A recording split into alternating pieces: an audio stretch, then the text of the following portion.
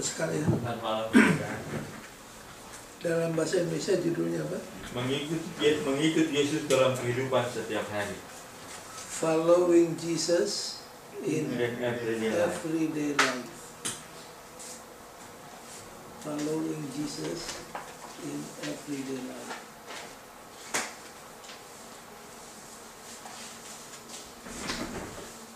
Kata mana yang menjadi kata kunci? Kehidupan. In everyday life. In everyday life.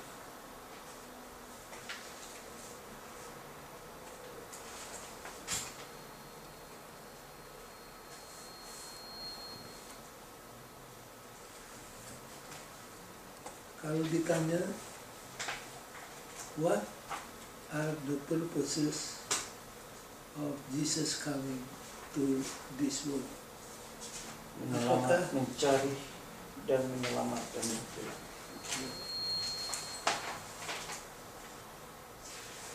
Apa saja the purposes? Menyatakan tabiat Allah. Nah, yang pertama, saudara jangan pernah lupa ya, to vindicate the character of God. Vindicate. Apa artinya vindicate? Menyatakan benar. Ya.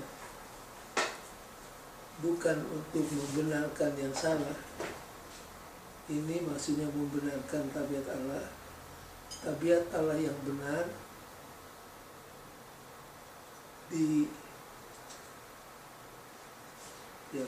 diserang oleh setan. Tuhan yang Maha Kasih, setan bilang Tuhan sangat kejam. Jadi untuk membenarkan tabiat Tuhan yang diserang oleh setan. Baru yang kedua, untuk mencari dan menyelamatkan yang hilang. Itu sudah kita pelajari. Kemudian yang ketiganya, apa?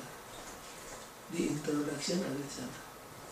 Membayar hukuman atas dosa. Itu sudah termasuk di to seek and save the lost. Yang berikutnya adalah to create a redeemed community.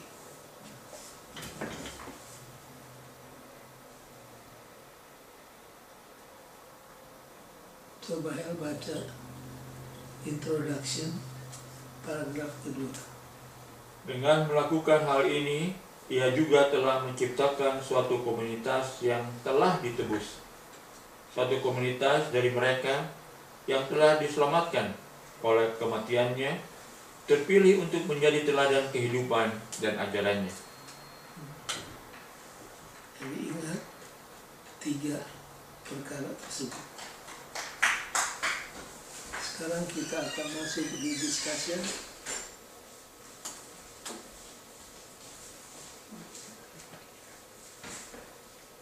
How to follow Jesus.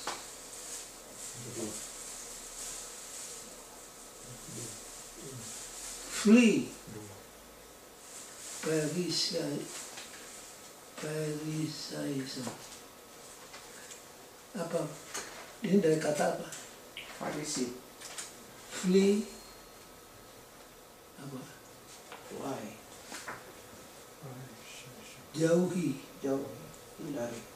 hindari sifat-sifat daripada Farisi.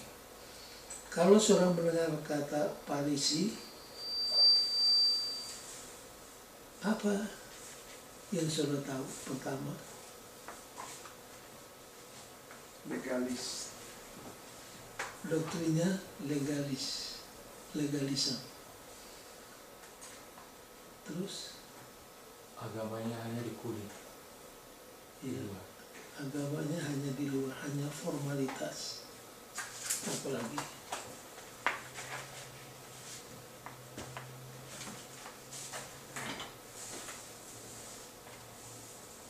mereka termasuk golongan secara doktrin bagaimana?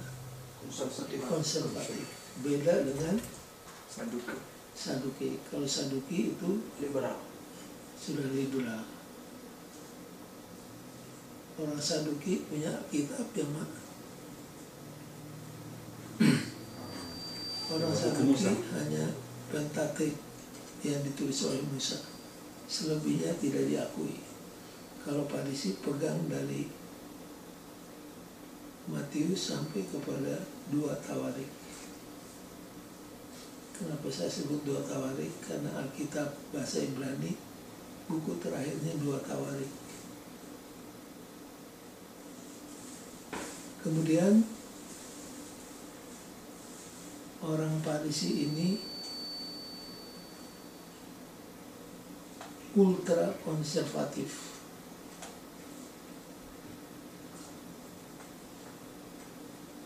Contoh dalam Alkitab yang saudara ketahui siapa-siapa?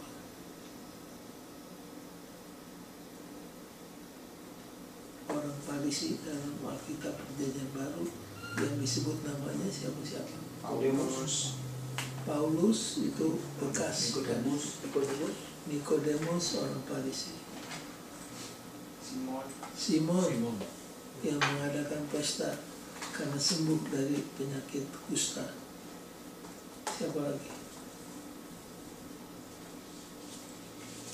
Banyak pelajar Alkitab berpendapat bahwa penghulu muda yang kaya itu juga adalah orang Farisi. Dari mana? Pertanyaan. Karena orang Yehuda itu orang penghulu muda yang kaya itu pertanyaannya apa? Guru. What shall I do to be saved? Nah, orang Farisi tiap hari tanyakan pertanyaan ini.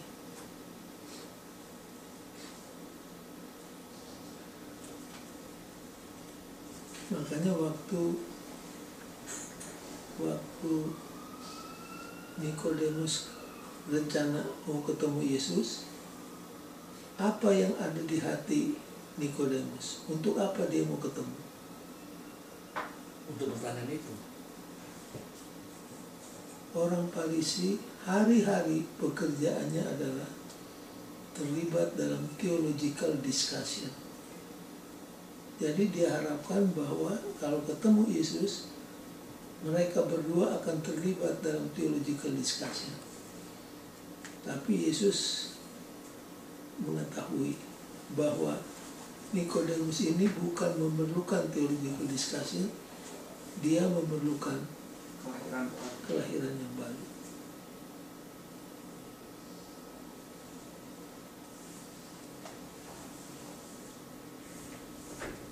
Nah, sekarang kalau saudara baca Lukas pasal yang ke-11 ayat 37 sampai 54, di sana ada warning dari Yesus.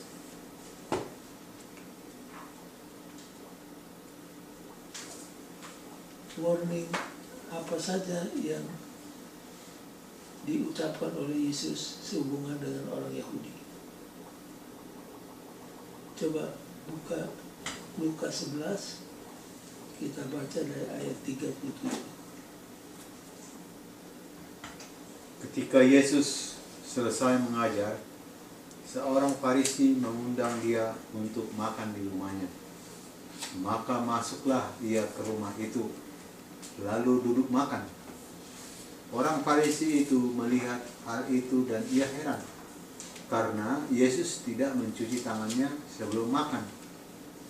Tetapi Tuhan berkata kepadanya, "Kamu orang-orang Farisi, kamu membersihkan bagian luar dari cawan dan pinggan, tapi bagian dalam penuh rampasan dan kejahatan.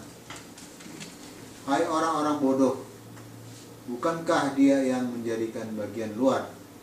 Dia juga yang menjadikan bagian dalam. Akan tetapi, berikanlah isinya sebelum sedekah, dan sesungguhnya semuanya akan menjadi bersih bagimu.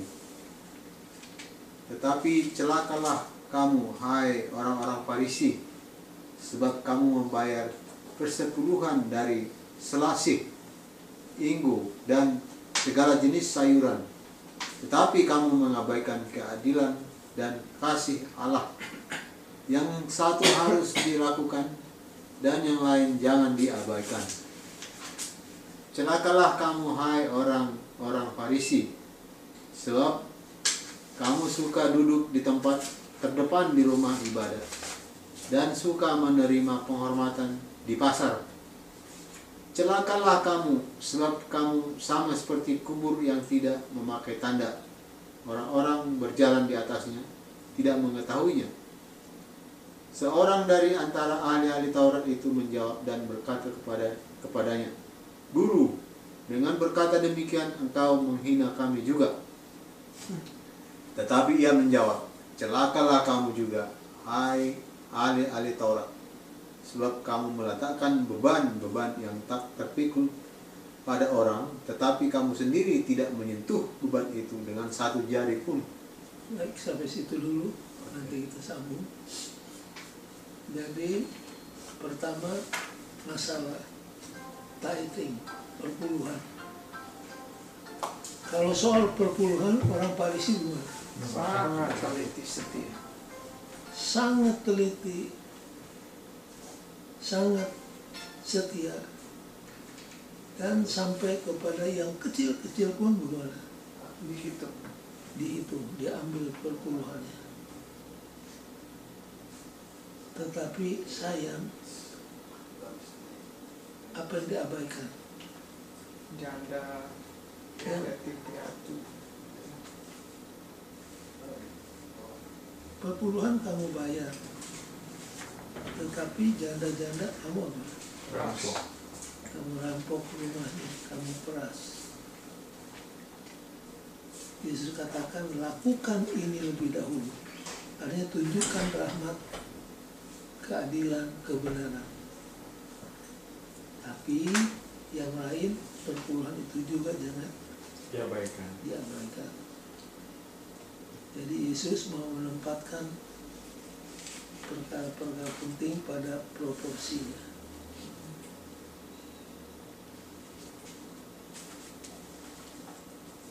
Tentang apa lagi? Agama yang benar. Agama yang benar itu jangan hanya sebatas di kulit saja. Harus masuk menembus sampai ke tulang sumsum, ke hati sanubari kita.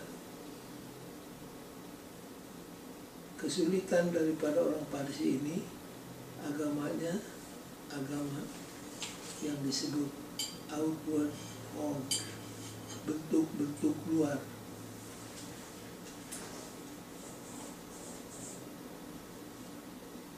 Tapi powernya sudah mana? Redup. Sudah hilang.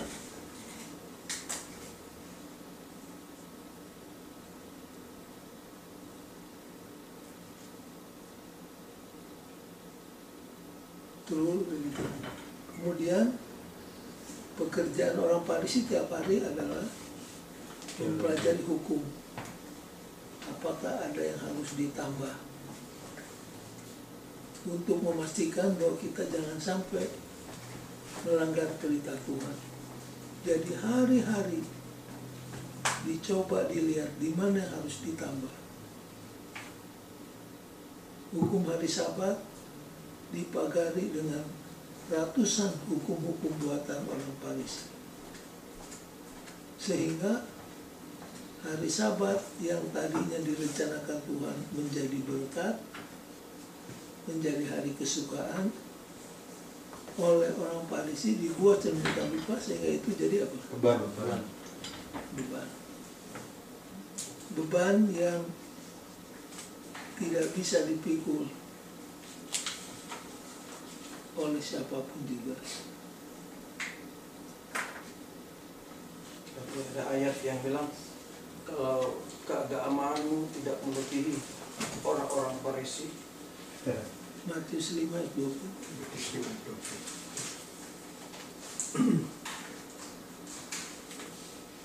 Baca.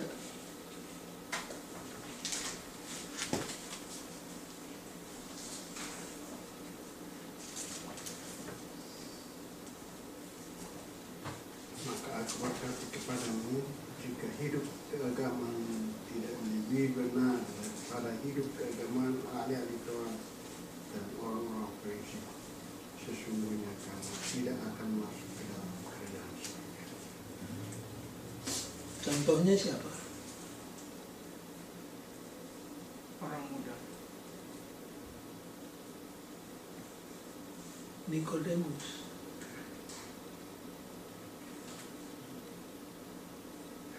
Nikodemus itu fasih Alkitab Perjanjian Lama. Dia kuasai betul, karena hari-hari hanya itu yang dipelajari. Secara kehidupan, Nikodemus puasanya 2 kali seminggu. Dia menggunakan waktu tiap hari di Ka'bah 2 jam. Bantu dari segi keuangan untuk kelangsungan acara di Ka'bah. Jadi Nikodemus kalau hidup di zaman kita sekarang, dia cocok untuk head department bagian religion di Andrews. Orang yang kapabel. Tapi Yesus katakan apa? Kamu harus dilahirkan kembali. Kalau tidak, kamu tidak akan masuk ke dalam kerajaan. Untung Petrus tidak ada dalam dialog ini. Kalau Petrus misalkan ada dan mendengar Yesus berkata kepada Nikodemus, kamu harus lahir kembali, Petrus pasti akan katakan, Yesus, apa nggak tahu siapa orang yang di depan kamu ini? Kok bicaranya begini? Ini orang hebat.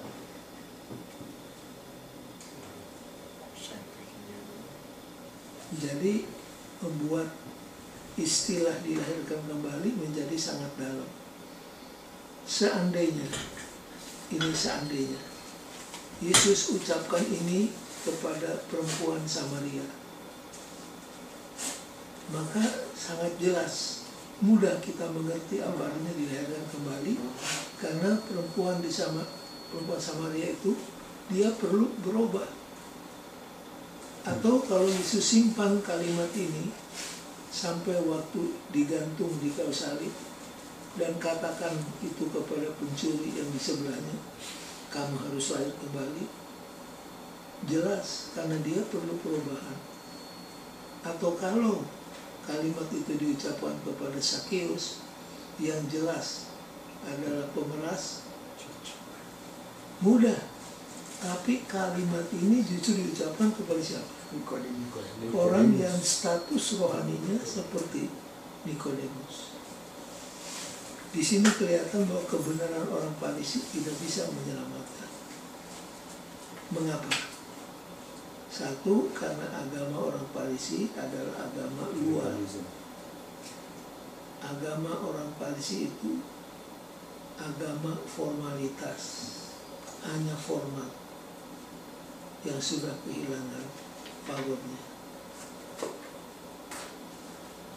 Itu sebabnya Yesus di Matius 5:20 katakan, kecuali kebenaranmu, hidup keagamaanmu melebihi hidup keagamaan orang Farisi, maka kamu tidak akan masuk ke dalam kerajaan surga.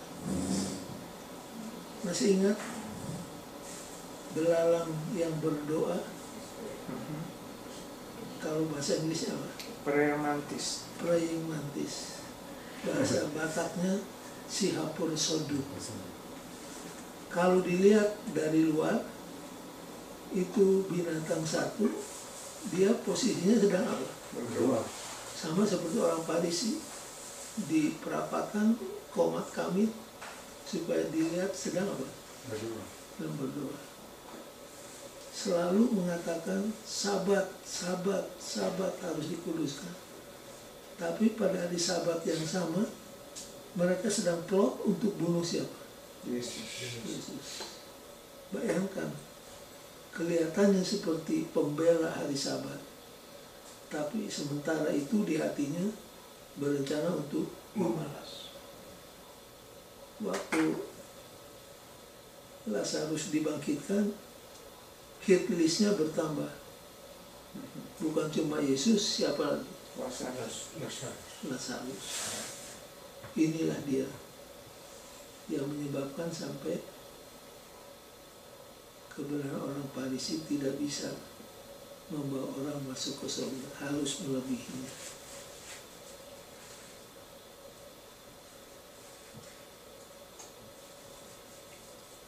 Dan akhirnya Nikodemus juga bertobat sesudah 3,5 tahun kurang lebih berlalu. Paulus orang Farisi bertobat.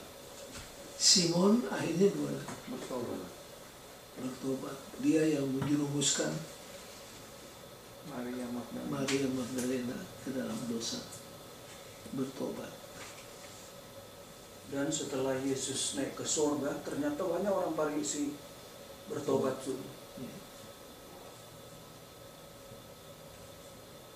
Dan Nikodemus jatuh miskin karena hartanya diberikan kepada gereja yang waktu itu sedang sangat membutuhkan bantuan.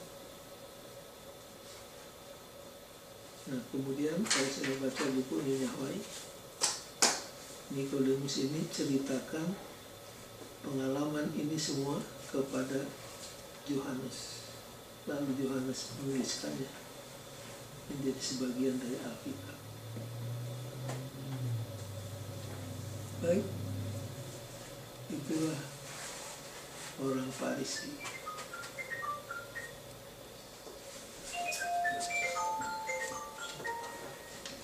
How to follow Jesus. Yang berikutnya adalah apa? Jadi yang pertama kita harus jauhkan apa? Sifat-sifat, kebiasaan,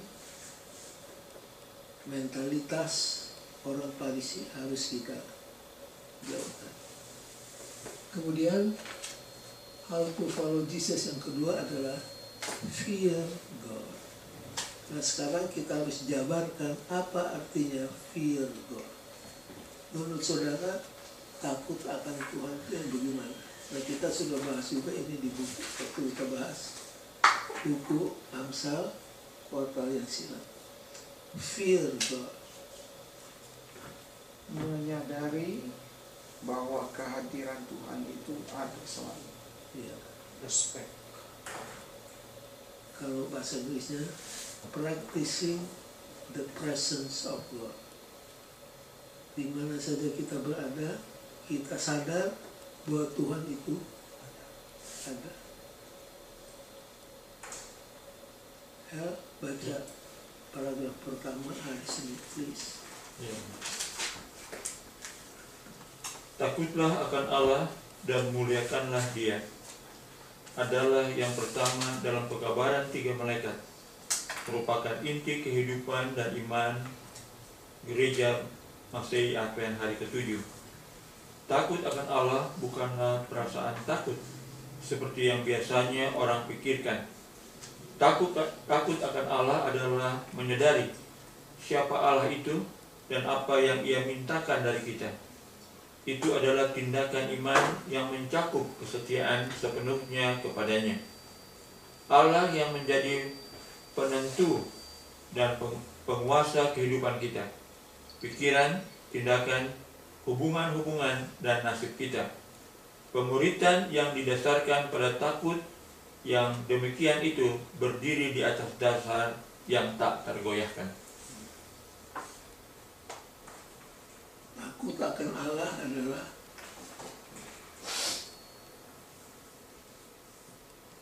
kuartal lalu kita pelajari. Practicing the presence. The fear of God is Glorify Him. Presence of God.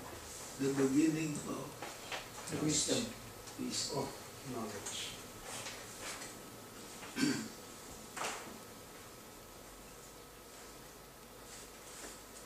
Contoh yang paling outstanding di Alkitab Perjanjian Lama tentang fear God siapa? Sulaiman.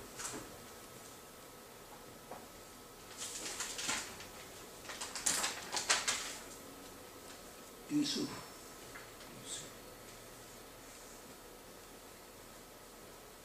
Yusuf. Daniel.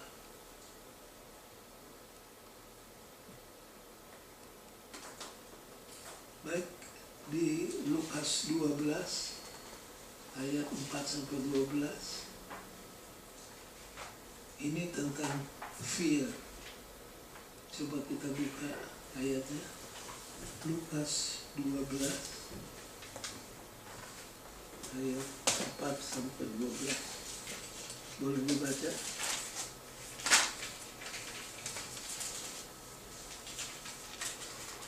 Aku berkata kepadamu, hai sahabat-sahabatku, janganlah kamu takut terhadap mereka yang dapat membunuh tubuh dan kemudian tidak dapat berbuat apa-apa lagi. Aku akan menunjukkan kepada kamu siapakah yang harus kamu takuti.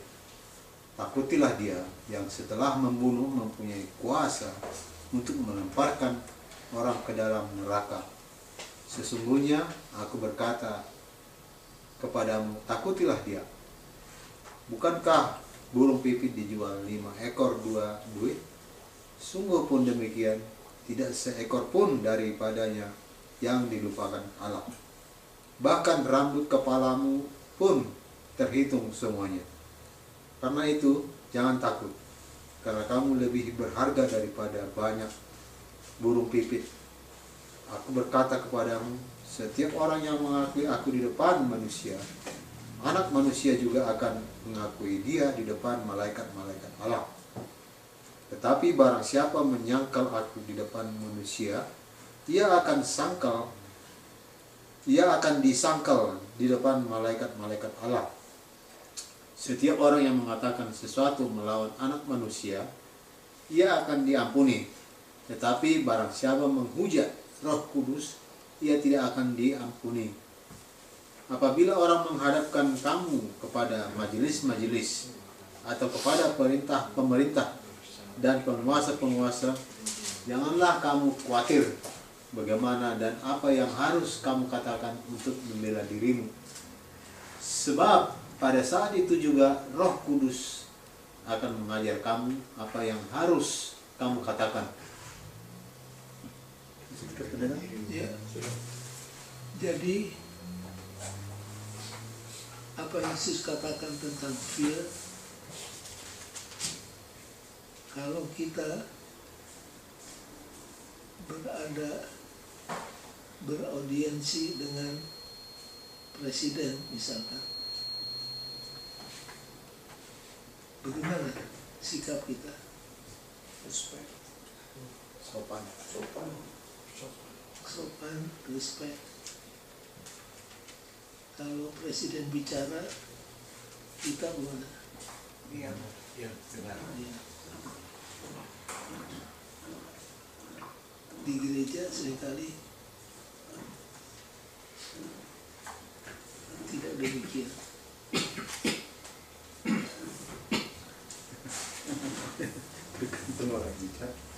Di gereja apa yang kita buat? Banyak pendeta sedang berkhotbah, Ada second ceremony.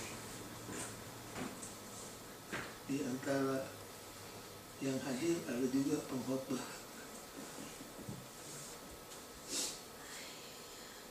Sebenarnya fear di sini adalah apa? Satu kata, Respect. respect atau reverence. Dan kalau saudara baca tulisan Nyonya White di buku Testimonies jilid 5 tentang worship, Nyonya White katakan bahwa di zaman akhir ini ada perubahan dalam kebiasaan worship umat Tuhan. Bukan to the better, tapi to the worse. Bukan menjadi lebih baik, tapi menjadi lebih buruk. Lalu di sana Nyonya White memaparkan tentang situasi worship di dalam gereja Tuhan sekarang ini. Masih ingat anak dari Harun? Siapa namanya? Ofni dan Pinehas. Harun. Oh,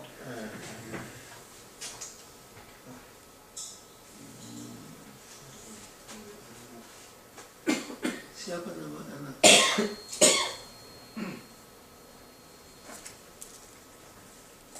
Kok lupa? dua imam itu. Iya. Siapa?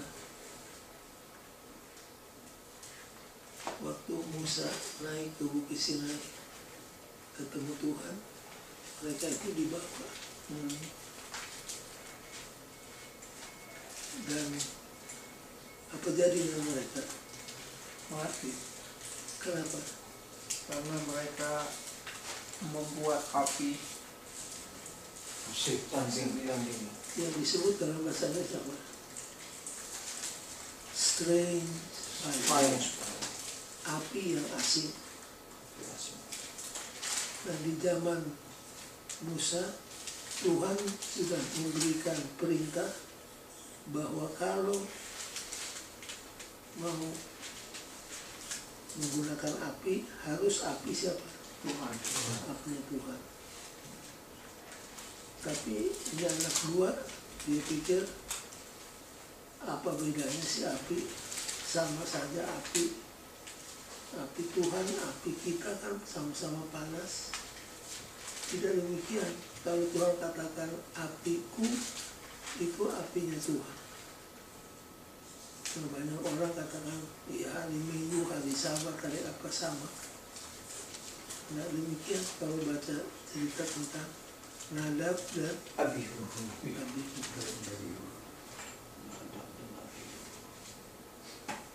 Dan banyak api asing yang masih kelihatan sekarang ini di acara perbaktian.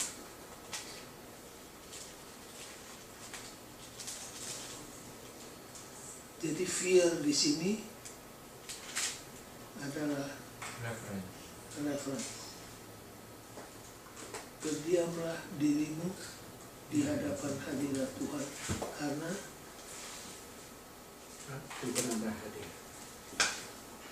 ayatnya di mana itu? Habakuk. Saudara-saudara nggak bisa lupa karena itu ayat ada di depan diri.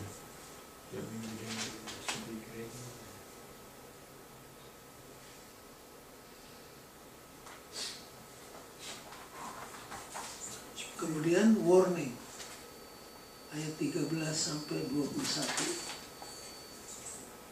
Warning tentang apa?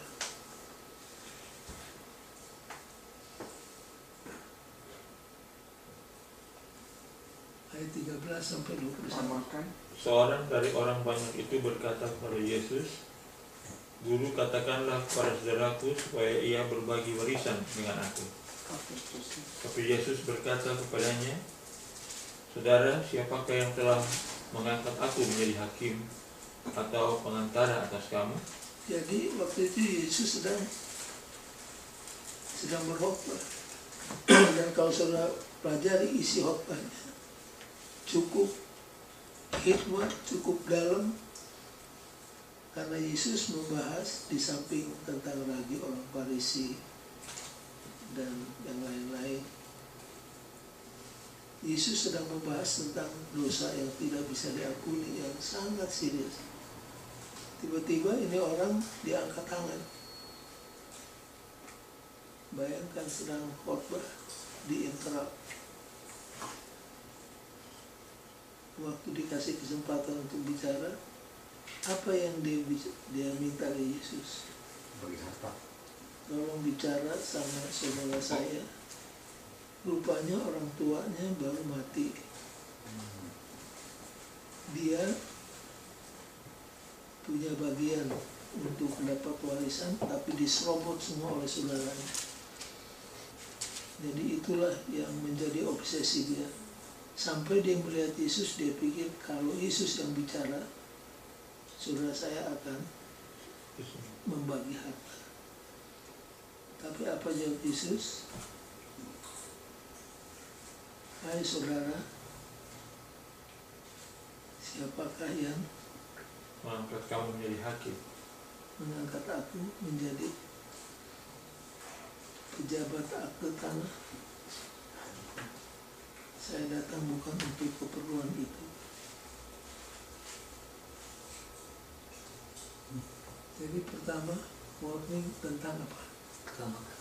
Ketamakan. Nah, kalau saya baca ayat-ayat berikutnya, yang jadi obsesi dia adalah apa? Aku. Kalau saya hitung itu ada 19 kali paling sedikit aku. Untuk Tuhan tidak ada, untuk orang lain tidak ada, hanya siapa? Hanya aku. Jadi ini cerita tentang ketamakan.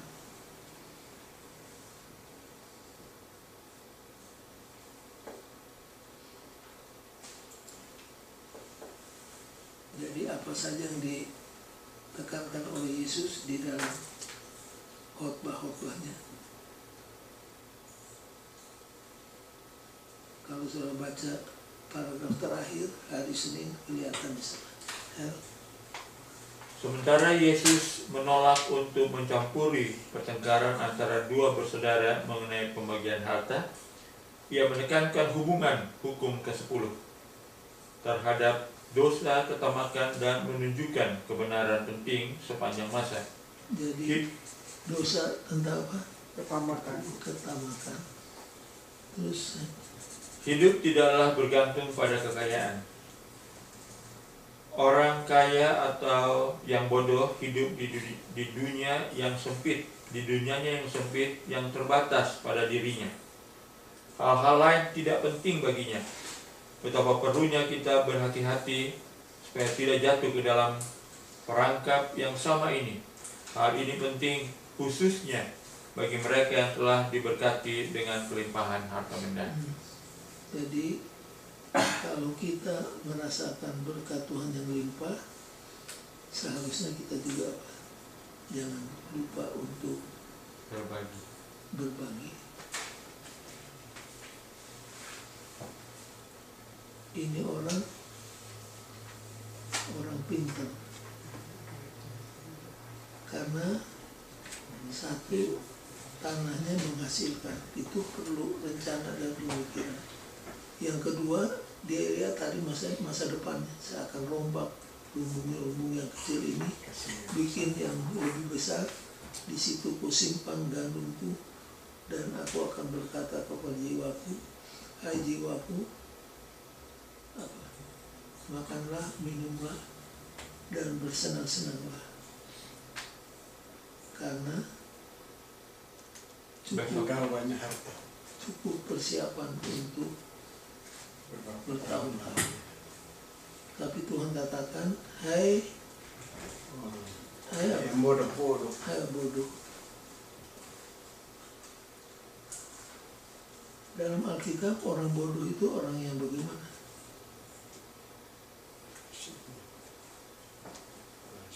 Orang bodoh berkata dalam hatinya, Tidak ada Tuhan. tidak ada Tuhan. Nah, di gereja tidak ada, mungkin di gereja saudara, di gereja saya tidak ada ateis. Semua percaya Tuhan. Tapi ateis ada yang disebut practical ateis. Secara teori dia percaya Tuhan, tapi dalam praktek hidupnya seolah-olah Tuhan Tidak ada. tidak ada. Ini yang disebut practical ateis. Banyak itu di gereja.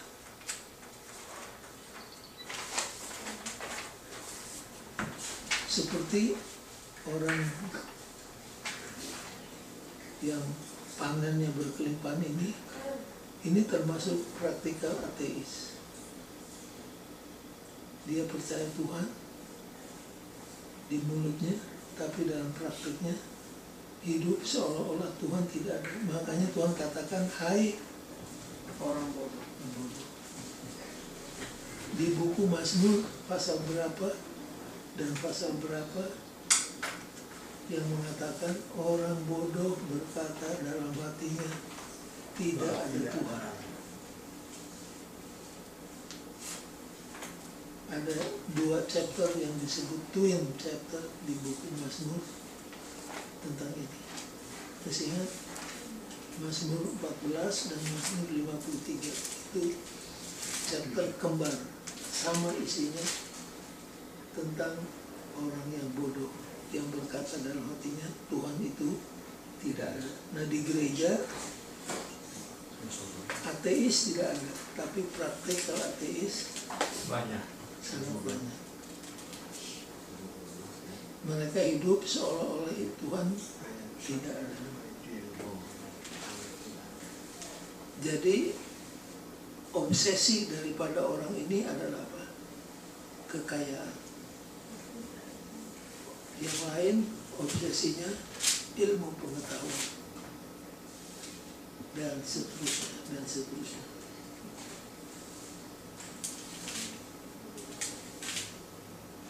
Baik, kemudian kita masuk di be prepared and watchful. Ini bicara tentang apa?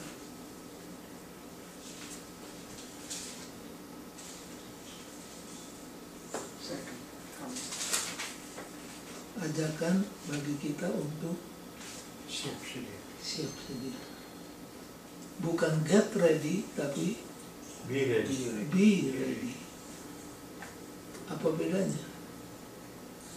Memang sudah siap. Ready. Kalau get ready sekarang siap, Besok besok enggak. lusa siap, berikutnya tidak. Itu get ready. Kalau be ready, Siap selamanya. selalu siap setiap saat.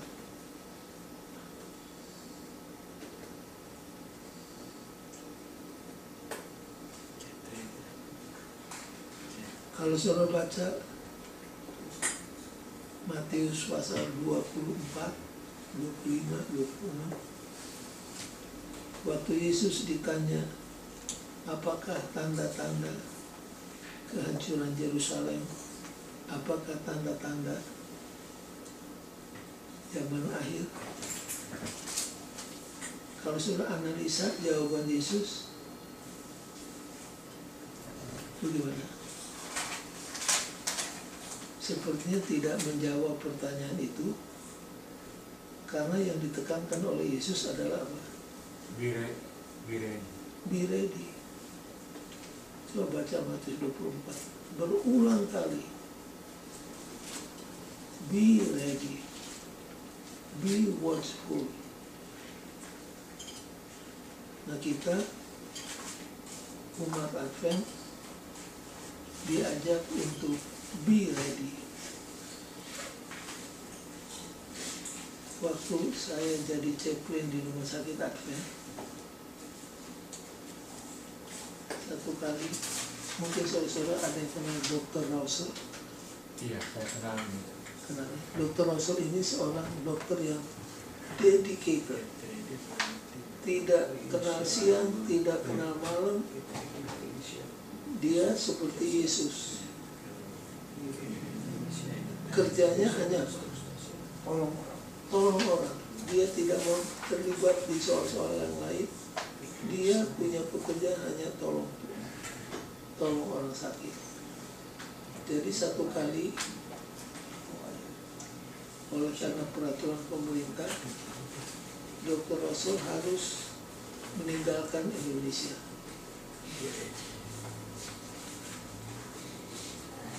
Kami betul-betul kehilangan. Berangkat dia, kami menangis. Perawat-perawat apalagi yang dekat dengan dia menangis. Pasien-pasien yang dikasih tahu menangis. Satu kali datang berita Dr. Russell akan kembali ke rumah sakit Advent tanggal sekian. Saudara-saudara mesti lihat di rumah sakit Advent. Orang ngomong hanya tentang Dr. Russell. Sudah datang dokter. Sudah datang. Itu aja obsesinya. Saya katakan sama perawat-perawat di sana. Perawat, kalau kerinduanmu untuk kedatangan Yesus seperti kerinduanmu untuk kedatangan Dr. Russell, kita akan selamat semua. Untuk 2-3 hari sebelum datang berbicara di rumah sakit, tidak keluar dari situ.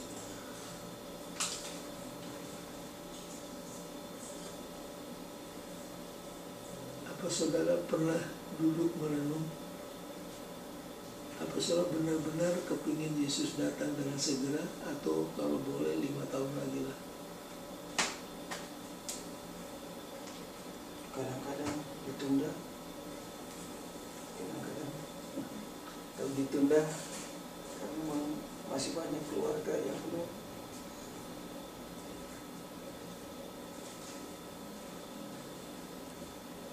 Itulah apa yang Rasul Petrus tulis di 2 Petrus 3. Orang kan katakan, mana janji kedatangannya? Dari sejak dulu sampai sekarang cuma janji dan janji. Di General Conference, mudah-mudahan inilah General Conference terakhir. Sudah dari dulu itu diucapkan. Membuat kita kadang-kadang ya, sedikit banyaknya apa jadi atau udah jadi yang datang. Kalau kita percaya dia akan datang dengan segera, dan kita diajak untuk be watchful, be ready. Soal waktu jangan dipikirkan.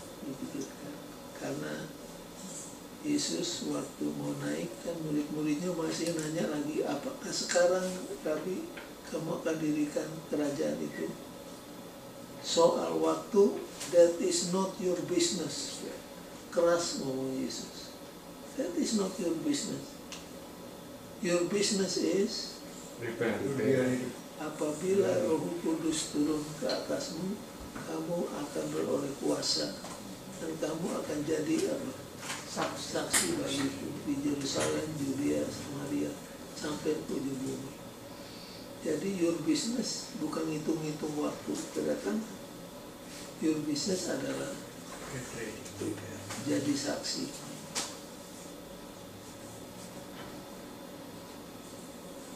Dan kalau saudara baca buku Kisah, cerita di Kisah itu adalah cerita orang yang percaya bahwa Yesus akan datang lagi untuk kedua kalinya. Baik, sampai di sini apakah ada tambahan dari saudara atau pertanyaan? Kalau tidak, di hari yang berikutnya, be a fruitful witness. Tadi saya sudah singgung sedikit. Fruitful witness, apa maksudnya? Saksi. Seperti pernah saya katakan, Yesus tidak memerlukan lawyer untuk membela dia. Tidak memerlukan secret service untuk melindungi dia. Tidak memerlukan bodyguard untuk mengelilingi dia. Tapi yang Yesus perlukan adalah apa? Witness. Hanya itu aja. Yesus tidak perlu dibela, tidak perlu dilindungi. Yang Yesus perlukan adalah apa? Witness. Witness yang notabene fruitful.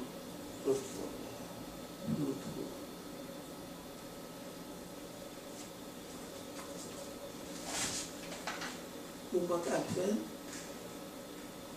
bertahun-tahun yang silam definisinya adalah umat yang otaknya penuh dengan ayat Alkitab, kantongnya penuh dengan traktat untuk dibagi. Tapi definisi Advent modern, Advent adalah orang yang otaknya penuh dengan titik-titik dan kantongnya penuh dengan titik-titik isi sendiri. Tapi kita diajar untuk jadi apa? Fruitful witness. Ada orang tanya, apakah ada hubungan keselamatan dengan bersaksi? Saudara buka Roma.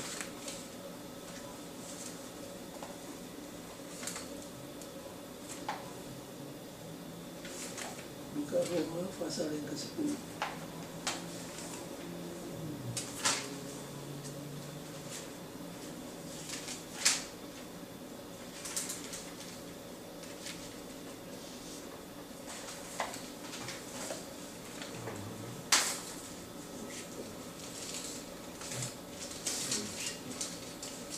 Roma pasal yang ke-10.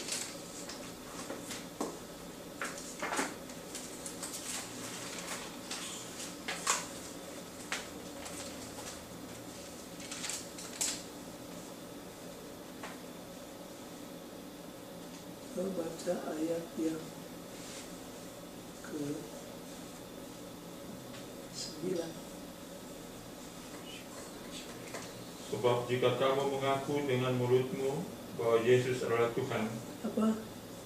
sebab jika kamu mengaku dengan mulutmu bahwa Yesus adalah Tuhan dan percaya dalam hatimu bahwa Allah telah membangkitkan Dia dari antara orang mati, maka kamu akan diselamatkan. Jadi nampaknya bukan hanya percaya di hati, tapi harus disaksikan lewat mulut. Baca ulang. Ya, baca ulang. Ya, kembali.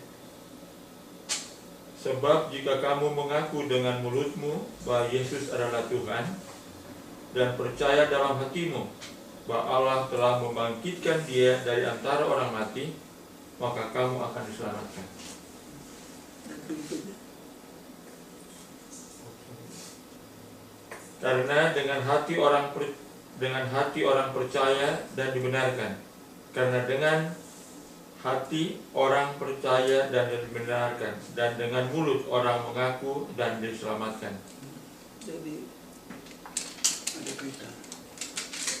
Jelas ayatnya kan?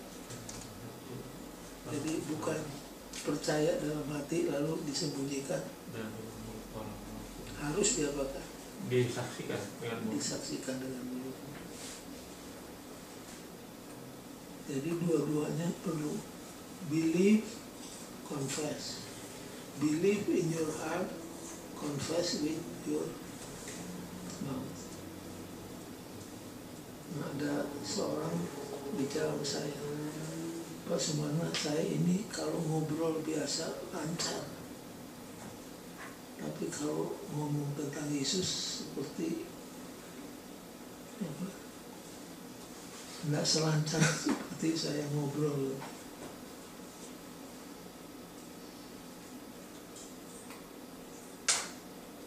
Memang itu perlu apa? Perlu keberanian. Perlu keberanian. Baik, selain menjadi witness, by the way, witness dalam bahasa Greek-nya apa? Marturia. Marturia itu bahasa Inggrisnya martir. Martir artinya orang yang mati syahid. Jadi kalau Kisah 1 ayat 8 dibaca dalam bahasa Greek-nya, maka kamu akan menjadi marturia. Memang di zaman itu kalau kita bersaksi bagi Kristus, Risikonya mati. risikonya apa? Mati. Mati. Leher kita. Tapi mereka tetap apa? Bersaksi. Tetap bersaksi. Kemana saja pergi mereka bersaksi. Dan bersaksi itu merupakan irresistible urge, dorongan yang tidak bisa dibendung. Di zaman kita bersaksi itu seperti apa? Kalau saya perhatikan di Ancol, di San Diego, itu dolphin dia baru beratraksi kalau apa? Kasih insentif. Kasih insentif ikan. Dikasih ikan. Coba suruh jangan kasih ikan, mogok dia. Melompat nggak mau, ngitung tidak mau. Tapi begitu dikasih insentif terus apa? Bergerak. Di gereja kita mental lumba-lumba masih ada. Kalau Anda menjual buku sekian banyak, dapat tiket ke GC. Dulu dapat sepeda dan motor. Jadi harus diiming-imingi dengan sesuatu baru kita bekerja. Itu nama bukan irresistible urge. Kalau irresistible urge seperti perempuan Samaria, begitu dia kenal Yesus sebagai Mesias, buli-buli tempat airnya pun sampai apa? Kayak terus diancam, kalau kamu ngomong tentang Yesus, kamu akan masuk penjara. Dia bilang tidak peduli. Jadi irresistible urge ini tidak perlu insentif, tidak takut diancam mati. Baliknya dia harus apa? Bercerita. Nah kalau sampai umat Advent tiba kepada titik tersebut, memang pekerjaan akan jadi apa? Akan menjadi maju.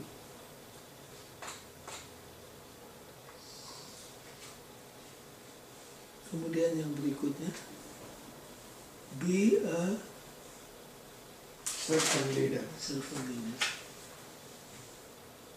Ini konsepnya apa? Servant leader.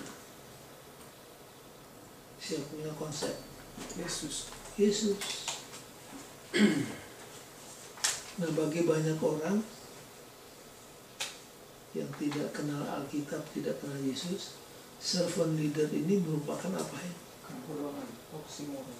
Oksimoron.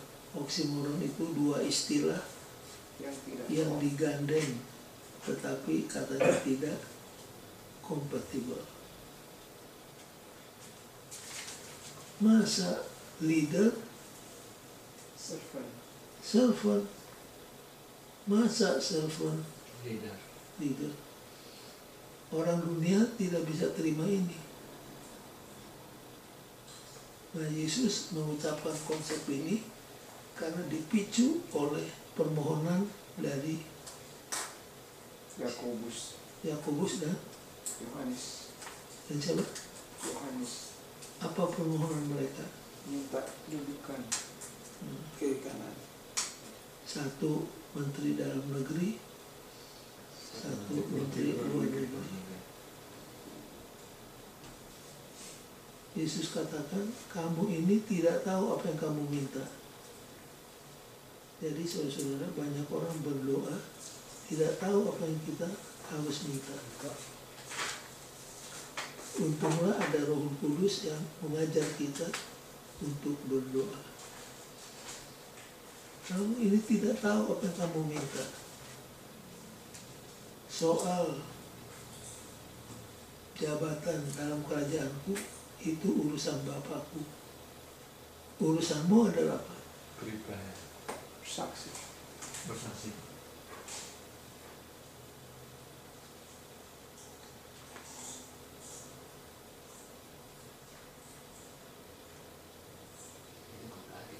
Kalau sudah ikuti terus, kalau saya ikuti terus, hidup Yesus ditandai oleh Simon 2 S. Hidup Yesus ditandai oleh 2 S. S pertama apa? Service. Service. Puncak daripada service adalah sacrifice. Service, sacrifice. Ini kelihatan dalam buku Markus. Kalau sudah baca Markus 1 sampai pasal 8 ayat 30, itu adalah service. Mulai ayat 31 sampai ayat akhir itu bicara tentang apa? Sacrifice. Markus berapa cerita? Markus pasal 1 sampai Markus 8 ayat 30 itu bicara tentang Jesus service. Pelayanan Yesus. Mulai 8 ayat 31 sampai pasal yang terakhir itu bicara tentang Jesus sacrifice. Jangan lupa the church was organized for service. Jadi kita juga di gereja ingat, lebih tinggi jabatan kita harus apa? Lebih melayani. Kalau di dunia, Yesus katakan, orang yang jadi pemimpin menggunakan apa? Menggunakan power. Jadi kalau di luar power oriented, tapi di antara kita tidak demikian. Barang siapa kepingin jadi besar, dia harus apa? Melayani. Jadi kalau di dunia adalah power oriented, di kita bukan power, service oriented. Nah, kalau umat Tuhan di gereja menyadari ini, gereja akan damai, akan bersatu walaupun diadakan pemilihan. Karena biasanya waktu kapan itu terjadi? Waktu pemilihan.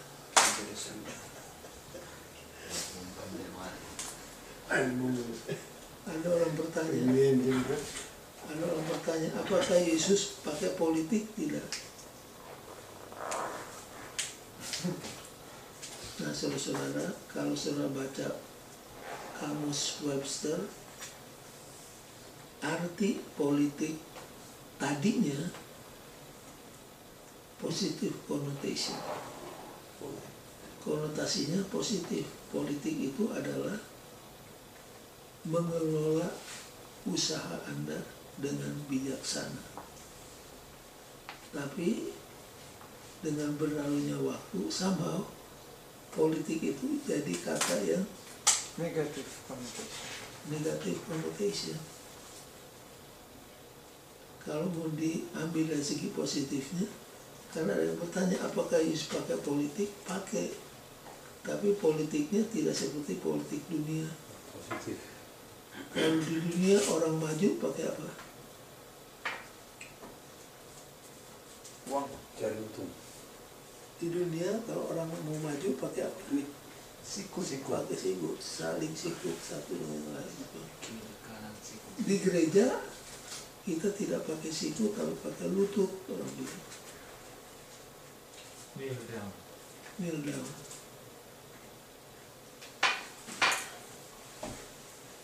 Jadi inilah semua bagaimana to follow Jesus in everyday life.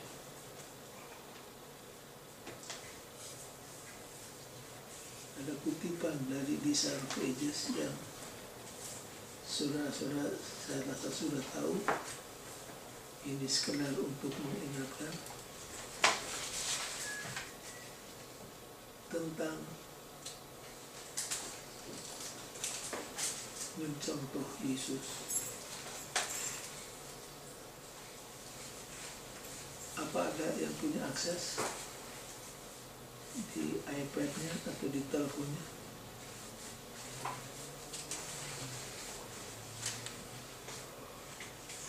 Bisa Inggris 640.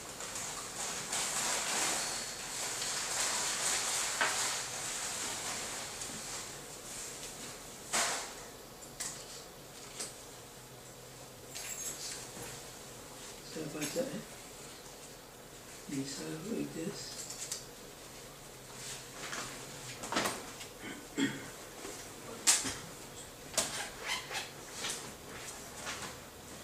Many feel that it would be a great privilege to visit the scenes of Christ's life on earth.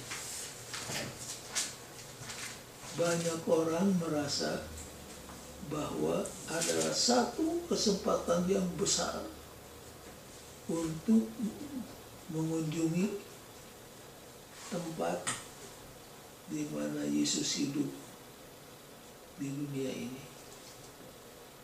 Berjalan di mana Yesus pernah berjalan.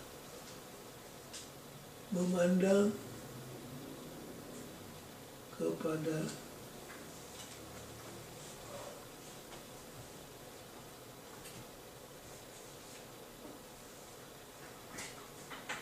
to look upon the lake beside which he loved to teach, memandang kepada laut Galilea di mana Yesus sering berkhotbah, dan bukit-bukit dan lembah-lembah yang dijelajah oleh Kristus dahulu. But, nah ini dia. But we need not go to Nazareth. Kita tidak perlu pergi ke Nazareth. Tidak perlu ke Kapernaum atau ke Betani untuk berjalan pada jalannya Yesus. Kita akan mendapati footprints. Apa footprint? Jejak kaki. Di mana di samping the sick bed, orang-orang yang sakit, di tempat-tempat di mana orang miskin hidup, di setiap tempat di mana ada manusia yang menderita, ini termasuk penjara dan lain sebagainya. In doing as Jesus did when on earth, we shall walk in his step. Kalau kita melakukan pekerjaan Yesus, melawat orang yang berduka, menguatkan orang yang lemah, menguatkan orang yang sakit, melihat orang di penjara, maka we shall walk in his steps. Jadi jangan lupa itu halaman 640. Lalu Nyonya White menyebutkan kalimat begini. As a man, Jesus gave example for us to obey. As divine, he give us power to obey.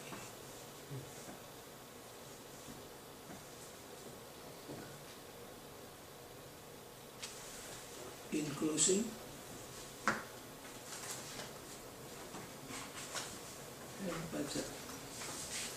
To be a Christian means to live like Christ. jadi orang Kristen berarti apa? Hidup seperti Kristus. Hidup seperti Kristus. Following Jesus and obeying his requirements in everyday life are not optional. Mengikut Yesus bukanlah opsional. Either we belong to him fully or we don't. Apakah kita menjadi milik Kristus 100% atau Sama sekali tidak. sama sekali tidak? Artinya kita tidak bisa berjalan di setengah-setengah. tengah-tengah. Banyak orang mau ikut tapi tidak mau komit.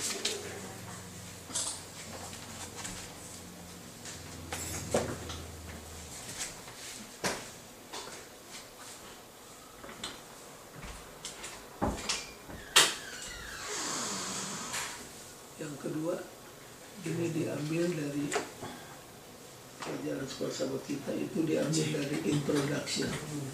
Jadi saya bisa baca di introduction paragraf ketiga.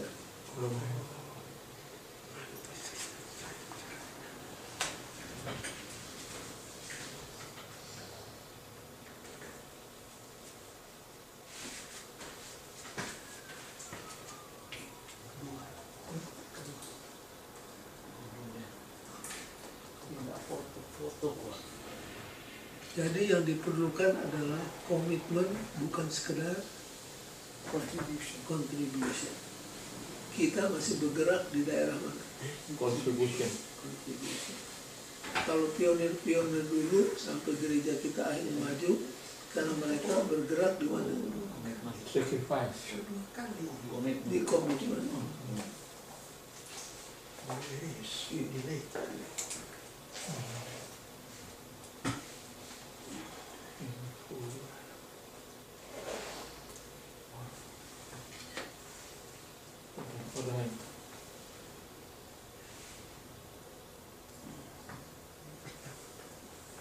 Ini bisa dibaca di introduction paragraf yang ketiga. Semua ada di situ, tinggal dibaca. Ini pelajaran hari Sabtu sore.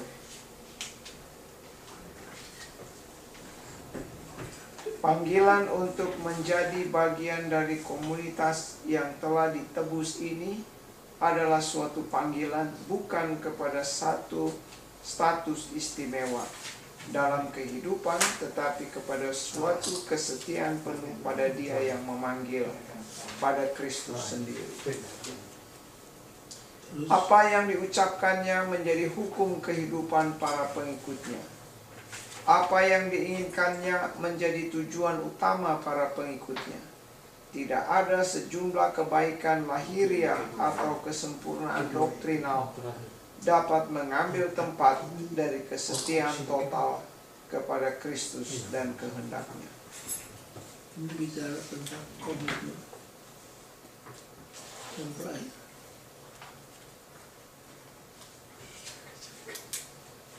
Sudah?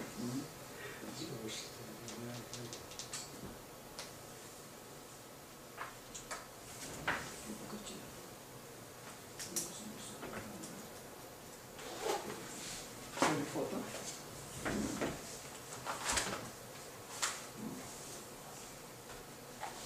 In our life here, earthly, sin-restricted, though it is the greatest joy and the highest education are in service.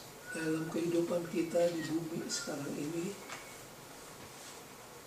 walaupun dibatasi oleh dosa, kesukaan yang terbesar, pendidikan yang paling tinggi terdapat di mana? Pelayanan. Dan jangan lupa, the church was organized for Service. Biarlah gereja kita akan mempertahankan bukan power oriented tapi apa? Service. Service oriented. Wrong hand.